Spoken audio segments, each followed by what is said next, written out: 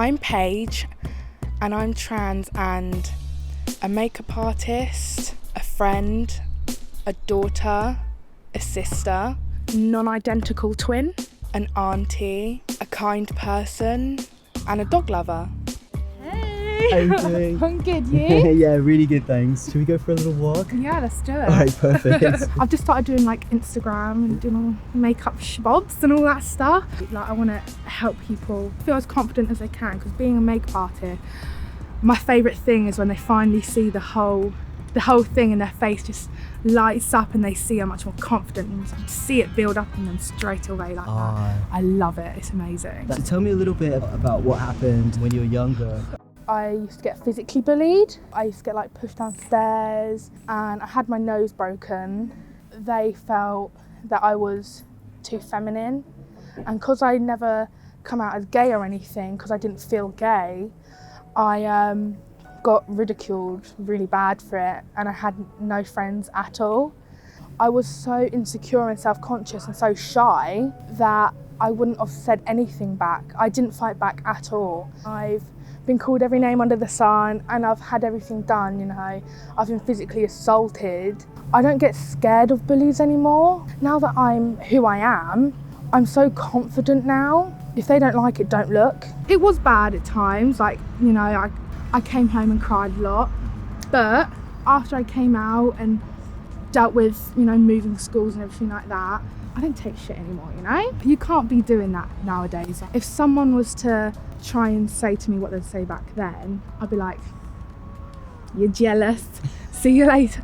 But like, that's the only way, yeah, isn't nowadays I feel people, even though they can struggle with it, they need to try and have as much self-love as they can. Yeah. Especially for a trans person, we work so hard to be who we are and to like express the way we are. Yeah, just to feel comfortable in our own skin. Yeah, and I think if we work so hard to do something, we should be proud of the work that we've done. Yeah, Let's be real, you know? Yeah, too right, Paige. Yeah. Tell me a little bit about what's happened in the past year or so for you. A lot.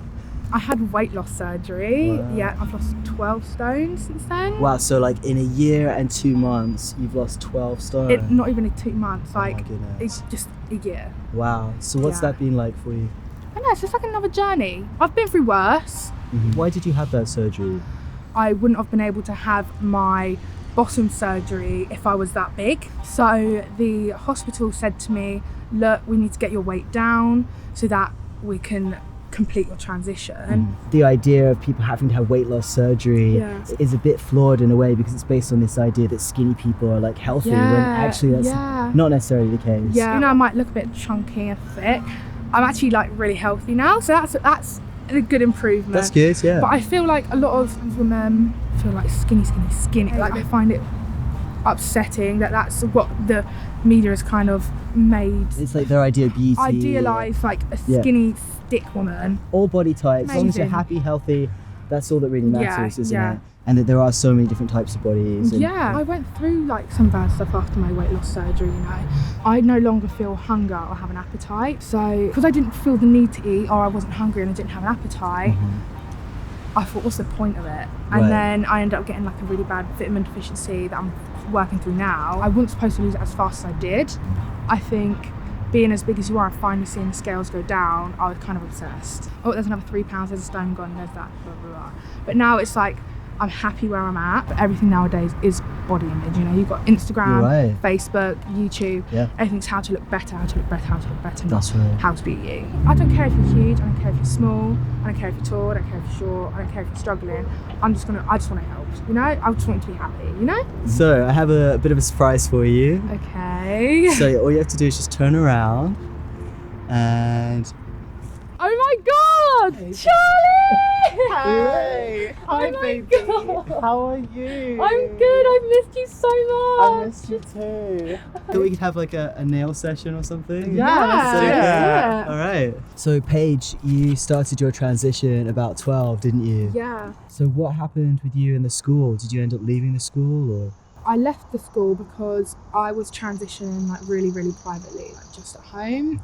We were like at a family friend's, and we were going to Asda, and a girl saw me from that school and started like throwing stuff at me, and I just called my mum. I was like, nope, not going back. And I think the saddest thing is like hearing your story now is that so much of it is like a reflection of my story, and I went to school like 10 years before you, and what makes me so sad is that people think like everything's fine now for like LGBT people in schools, and like it's really not. Like it really it's still a taboo, it's you so know? bad how it's still happening. And this is in England in 2019. I went to a Catholic school as well, where they were just like, they didn't actually want to help. They didn't want to know about it. And They they used didn't to actually make care. It's not in their interest to help, because they don't actually believe in LGBT rights themselves. So you're living proof basically that trans people can have blockers at the right time that they need it, surgeries hopefully around the right time that they want it. Have you got a message for anyone about... Stick with it. Okay, I know that sounds weird, but I've been friends with a lot of trans people that feel like it's too tough. The waiting time's too long, but try and stick with it, because you'll be so much happier in the long run. I would say I'm quite lucky, as in like I did come out really young, and I did start medically transitioning really young. There are other people that aren't so lucky, and I haven't had it as half as hard as some people. I know it sounds weird, but I don't want to be what people look to see as a trans person. Yeah, I am trans, and yeah, I appreciate who I am, but I'm not going to be known for trans. I don't want to be known for being trans. Yeah, because you're so much more than that, right? Yeah.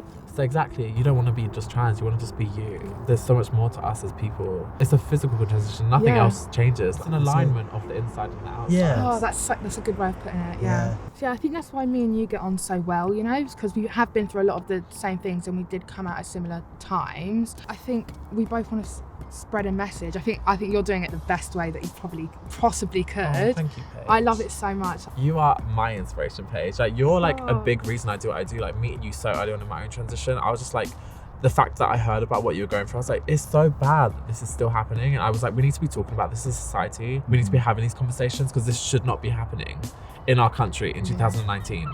So you're my inspiration. Stop.